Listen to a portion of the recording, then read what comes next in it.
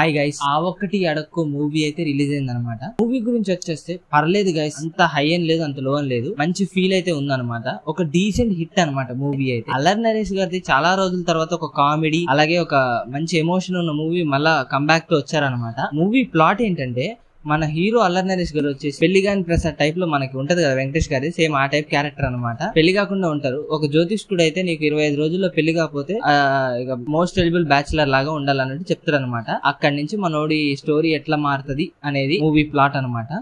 ఇక మూవీ విషయానికి వచ్చేస్తే లాగ్ అయితే అనిపించలేదు అనమాట, బాగుంది. ఎలా అంటే నాకు ఆ పాతకాలపు రాజేంద్ర ప్రసాద్ గారి ఆ ఒక్కటి సినిమా, మన వెంకటేష్ గారి పెళ్లికాని ప్రసాద్ మూవీ రెండు మిక్స్ చేసి తీసి, అలాగే ఒక ఇప్పుడు మనకి క్రైమ్స్ అనేవి జరుగుతున్నాయి కాబట్టి దాంతో పాటు ఒక చిన్న సోషల్ మెసేజ్ టైప్ ఒక రెండు యాడ్ చేసినట్టు ఉంది అనమాట. పర్లేదు, ఒక డీసెంట్ ఫిలిం అని చెప్పొచ్చు అనమాట. లాగ్ అయితే లేదు మూవీలో, మంచి టైం పాస్ మూవీ, వీకెండ్స్ లో మంచిగా ఎంజాయ్ చేయొచ్చు అనమాట. అలాగే ఈ మూవీ బాగా మ్యారేజ్ అన్మ్యారీడ్ వాళ్ళకి బాగా అట్రాక్ట్ అవ్వడానికి వాళ్ళకి ఒక మంచి మెసేజ్ కూడా ఉంటది అనమాట మూవీలో, అది వాళ్ళకి ప్లస్ అనమాట. ఇక మూవీ విషయానికి వచ్చేస్తే ఫస్ట్ హాఫ్ అయితే కొద్దిగా యావరేజ్ గా అనిపిస్తుంది, కొద్దిగా లాగ్ ఉన్నట్టు. సెకండ్ హాఫ్ బాగుంటది, క్లైమాక్స్ మంచి ఇంట్రెస్టింగ్ అనమాట. క్లైమాక్స్ మంచి మూవీకి హైప్ అనేది అనమాట సిచ్యువేషన్. మూవీ అయితే పర్లేదు, ఒక యావరేజ్ ఫిలిం అని చెప్పు. ఇంకా మూవీలో ప్లస్ అంటే వచ్చేస్తే నాకు బాగా నచ్చింది ఏంటంటే, మూవీలో అల్లరి నరేష్ గారిది వాళ్ళ మదర్ క్యారెక్టర్ గారిది చాలా బాగుంది అనమాట. ఒక పాజిటివ్ టైప్ లో వాళ్ళది కొద్దిగా మంచి డిఫరెంట్ గా అనిపిస్తుంది. అల్లరి నరేష్ గారు చాలా రోజుల తర్వాత ఒక మంచి కామెడీ